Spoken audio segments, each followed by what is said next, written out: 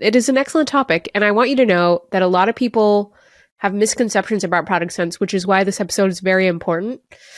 And I think it's kind of the shiny, vague object that when you like look at a product manager and you're like dazzled by their ability to predict how this metric might move, or they have these cool feature ideas, or they make good decisions about what to prioritize. A lot of that comes from developing product sense. And yeah, like I said, there's a misconception that it can only come from years of experience, or you have to be some like, sweaty, grizzled veteran like us. It's complete bullshit.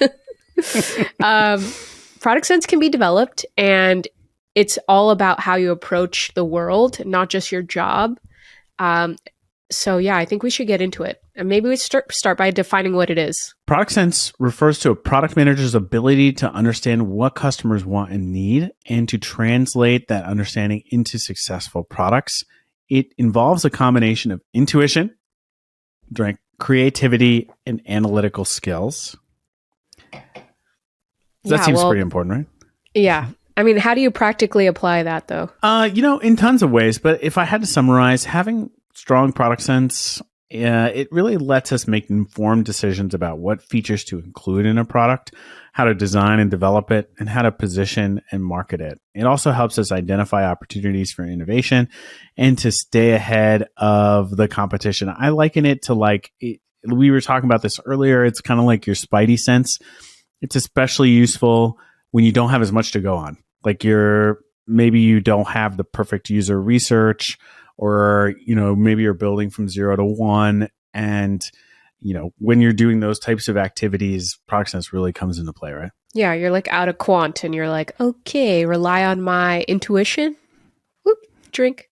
Mm-hmm. No, you did it. Do you think Steve Jobs had product sense? Yes. And I think probably when people talk about product sense, that's who they picture in their minds.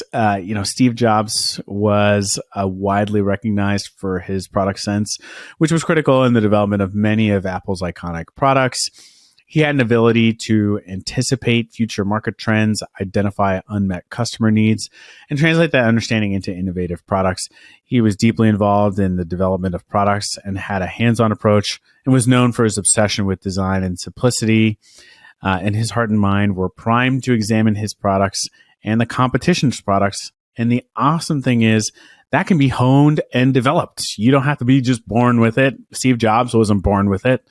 And so developing this sense is definitely a possibility. Yeah, I think that's intimidating, right? Is like, if you have to be some kind of mastermind to be good at your job, it's like, okay, well, I'm never going to be that. Or if you're just starting out or trying to transition into product, the refreshing thing is you don't have to have had these years under your belt or be some kind of like crazy genius like Steve Jobs.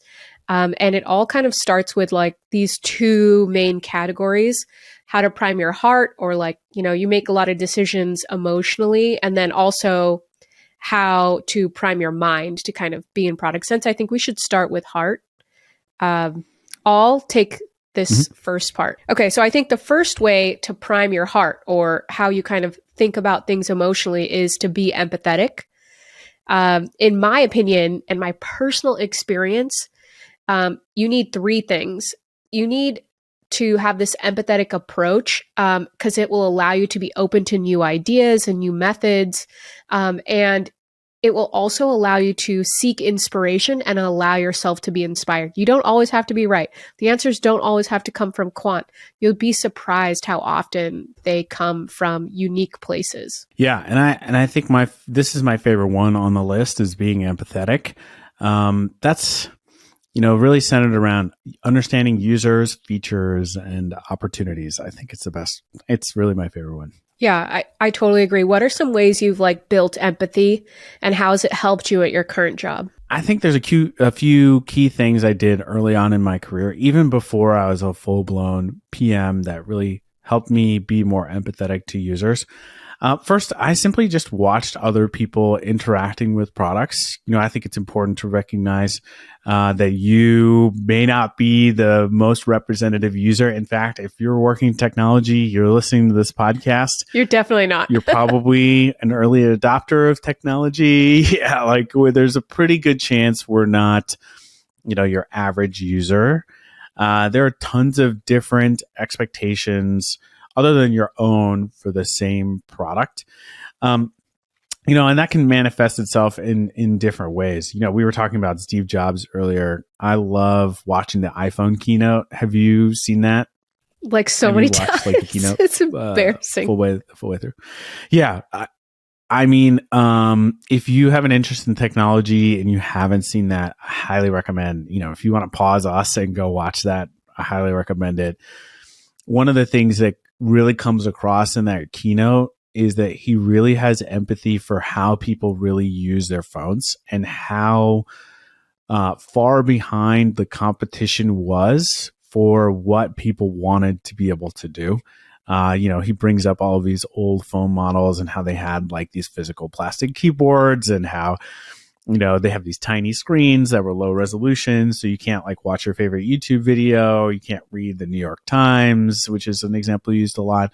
So it really showed just how much empathy he really had for what people were struggling with out there.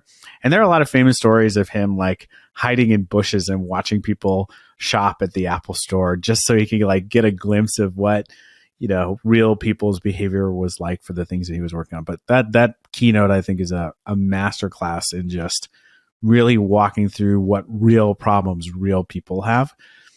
And then in terms of just real life examples of where I've seen where you really can kind of get a sense for really what confuses people and how that can manifest itself into making a great product.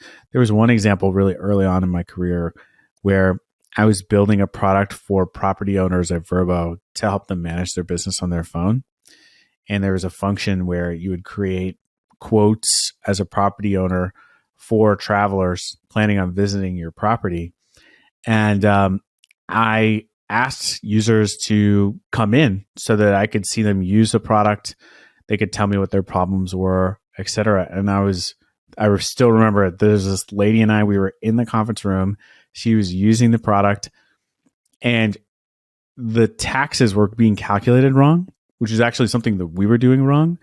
So, but she thought it was just the way it was designed. So she would always have to pop out into her calculator, calculate her taxes with her tax rate, and then come back into the app and do that. And she was like, I love the way you guys built this feature, but I don't understand why you're making me calculate my own taxes. And I was like, oh my God. It really showed like, one, defaults are really powerful, So if you're calculating a default tax rate, that's ideally what people want to use. Two, if you're not doing it right, they're not going to assume that it's a bug. They probably just assume that that's just how the product works in some cases. So then people will find, and three, people will find workarounds to those, issues. But, you'd probably have a lot better shot if you just fix the default, right? Which is what people are going to want to use anyway, but you're making it harder for your customers. And I still think of that as like a formative event because it really showed me, one, what people are really doing and what they think about and what they care about, but two, like just how putting those hurdles in there can really like discourage somebody. I feel like once I found that, one, I felt bad for this lady, but two, it also dawned on me that this is probably preventing a lot of people from using this product because they get there and it's this like huge roadblock that we never would have thought about if I hadn't sat down with a customer and figured that out. And you accumulate that. So now every time I see something like that, I'm like, oh, if we don't get this default right and we don't calculate it properly, then these people are going to leave. They're never going to use your product. You're going to lose trust.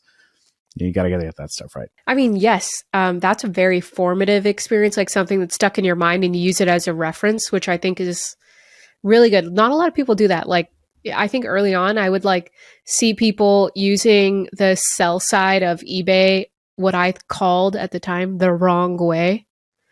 And I was like, oh, this user could use a tutorial. And as I matured, I was like, actually, I think we could make some changes because a lot of people are not going to like type out a good title. Maybe we need to start recommending titles, for example.